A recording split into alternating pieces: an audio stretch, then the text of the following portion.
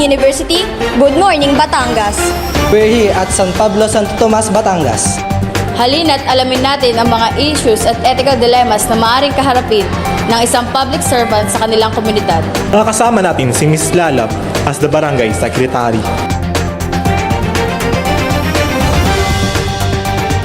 She is witnessing different issues and problems in barangay faces under their administrations.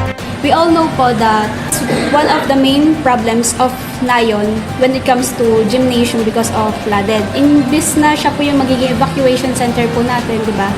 Nagiging cause po siya ng ating dilemma about sa pagbaha. But now po, we're currently seeing po na malinis na po siya, maayos na po siya.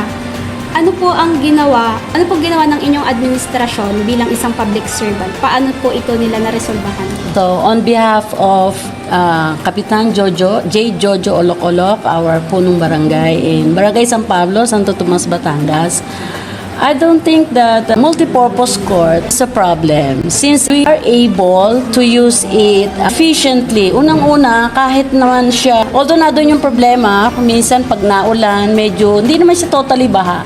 Konti lang yung baha kasi nga ang problema yung roofing. So wala siyang parang flashing. So ang ginawa ni Barangay in order to solve that problem, we reached other government agencies like Congressman Collantes and City Mayor Art Jun Marasigan and other previous officials.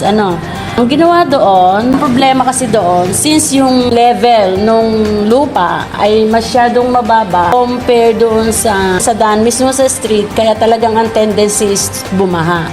So, ang ginawa namin para masolve yan, humingi kami ng mga assistance, ng support para maayos namin yon. Nagawa kami ng drainage doon, nagko-connect waterways doon sa taas sa roofing. Mula doon, gumawa kami ng drainage.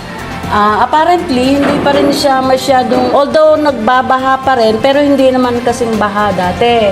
So, ang ginawa namin, through the help of our City Mayor Art Jun Marasigan, nag-launch siya ng 2.5 million for that specific project. Yung actually improvement na ng roofing, downspout, para mas lalong maging convenient siya sa ating mga manlalaro at sa pagdadaos ng iba't ibang events doon sa ating court.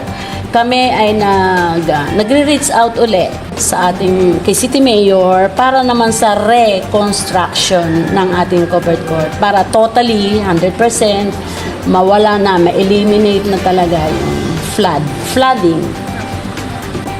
So, ito po last question. This is the last term po ng ating barangay captain. And if there's one thing po that alam nyo pong makaka-benefit sa ating barangay, ano po ito at paano nyo po ito mai-implement? Marami kasing mga priority projects kay Cap. Siyempre, last term niya. Ngayon, bago siya matapos yung term niya, number 1 niya talaga ay yung co-op, yung water co-op talaga yung number 1 kasi talagang sobrang laki ng problema ng mga tao sa tubig, water supply.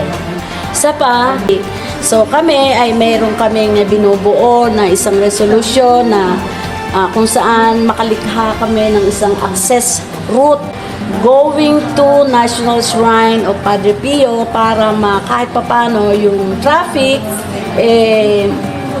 mapacify. Kung di man ma-eliminate, at least mabawasan. Yun yung aming mga tinitingnan pang gusto naming magkaroon ng katuparan sa Tagalog. Katuparan bago man lang kami lumisan sa aming barangay.